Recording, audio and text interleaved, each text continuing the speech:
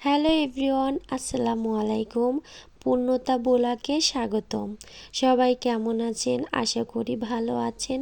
আল্লাহর রহমতে আমিও ভালো আছি। আজকে আমি দেখাবো 5-6 পিস গরুর মাংসের পাতলা ঝোল আর স্পেশাল আমার হাতের বানানো মশলা দিয়ে এই রেসিপিটা আমি করব। এটা খুব অল্প সময়ের মধ্যে আপনি বানিয়ে ফেলতে পারেন, অথবা আপনি আত্মীয় আসলেও আপনি এটা বানিয়ে ফেলতে পারেন। তাহলে চলেন দেখা যাক। আমি এখানে 6 পিস গরুর মাংস নিয়েছি। এটা আমি ছোট ছোট টুকরো করে কেটে নেব। মাংসগুলো আমার কাটা হয়ে গেছে, আমি উঠিয়ে নিয়েছি। এই যে 6 পিস মাংস দিয়ে আমার অনেকগুলো মাংস হয়ে গেছে। আর এদিকে আমি নতুন আলু কেটে নেব। আমি আলুগুলো ছোট পিস বেছে বেছে নিয়েছি, কারণ আমি মাঝখানতে একটা ফালি দিয়ে নেব। আমি সবগুলো আলু কেটে নেব।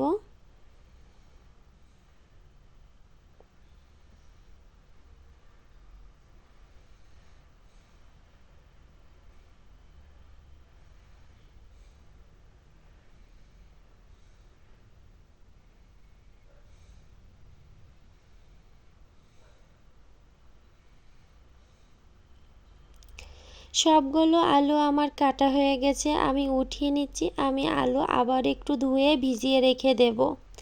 এদিকে আমি চুলাতে কড়াই দিয়ে দিচ্ছি। কড়াইতে পরিমাণ মতো তেল দিয়ে দেব। তেলটা যখন গরম হয়ে আসবে তার মধ্যে আমি পেঁয়াজ কুচি দিয়ে দেব। আমি কিন্তু এখানে মাত্র একটা পেঁয়াজ ব্যবহার করছি। পেঁয়াজ কুচিটা একটু গরম হয়ে আসবে, এর মধ্যে আমি বাটা মশলা দিয়ে দেব।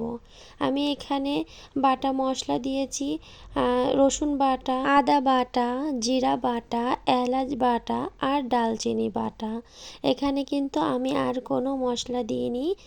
তারপর আমার হাতে বানানো স্পেশাল মশলাটা দিব কিছুক্ষণ পর। এরপর মশলাটা কষানো হয়ে গেলে আমি এর মধ্যে সেই ছোট ছোট পিস করা গরুর মাংসটা দিয়ে 5 থেকে 10 মিনিট কষিয়ে নেব।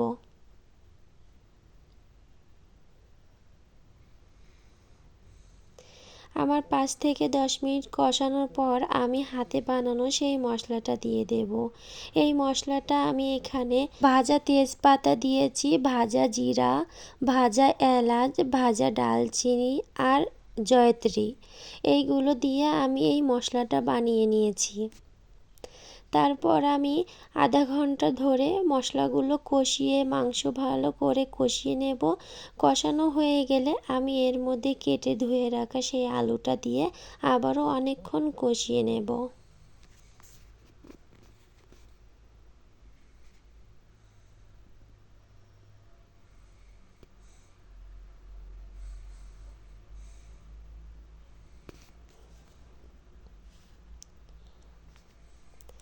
তারপর আমি লবণ আর হলুদটা দেব। আমি কিন্তু কষানোর সময় লবণ আর হলুদটা দেইনি। আমার মাংসটা যখন শেষের দিকে কষানো হবে তখনই আমি হলুদ আর লবণ দেব।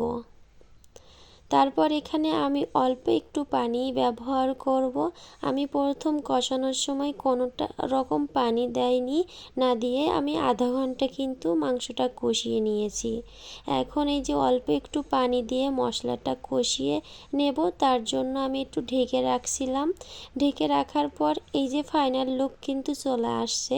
আমার মাংসটা পুরোপুরি কষানো হয়ে গেছে, উপরে তেল উঠে আসছে আর মশলাটাও বোঝা যাচ্ছে যে মাংসের সাথে লেগে যাচ্ছে। বুঝতে পারবেন তখনই যে আপনার মাংসটা কষানো হয়ে গেছে। আমি আবারও অনেকক্ষণ ধরে কষিয়ে নিচ্ছি। এখন আমি ঝোলের পানি দিয়ে দেব। এখানে আমি একটু বেশি পরিমাণ পানি দিয়েছি, কারণ মাংসটা যেন শক্ত না থাকে। ছোট ছোট পিস করে দিয়েছি, কারণ যাতে মাংসটা নরম হয়। এই যে আমার ফাইনাল লুক, আমার কিন্তু মাংস রান্না হয়ে গেছে। রেসিপিটি ভালো লাগলে লাইক, কমেন্ট, শেয়ার করবেন। সবাই ভালো থাকবেন। আল্লাহ হাফেজ।